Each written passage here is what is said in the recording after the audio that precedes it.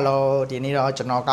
ဒီလုပ်ငန်းသုံးခုပေါ့နော်10သိန်းအောက်ပေါ့နော်10သိန်းအောက်9သိန်းကျော်10သိန်းအောက်မှာကျွန်တော်တို့နောက်ထပ်ရွေးချယ်စရာရှိတဲ့ laptop တစ်လုံးပြောပြမှာပေါ့နော်ဒီကောင်လေးကတော့ HP 950 G7 လေးတွေဖြစ်တယ်ပေါ့နော်ဒီကောင်လေးတွေဆိုလဲဒါရင်တော့ကကြတော့ i3 လေးတွေကျွန်တော်ရောင်းမှုတယ်ဒါကတော့ i5 ပေါ့နော်ဒီကောင်လေးတွေဆိုလဲရင်တော့တော်တော်လေးတဲ့လူကြိုက်များတယ်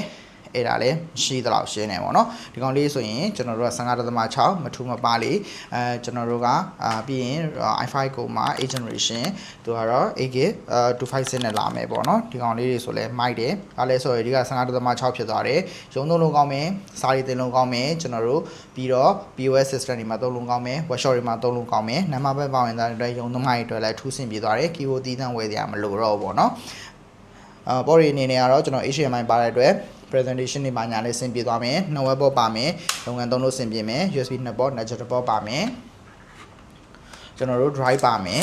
drive ပါတဲ့လောလောဆယ်ရုံးမှာကျွန်တော်တို့ CD တွေပါလိုအပ်လို့ရှင်နေဆိုရင်တော့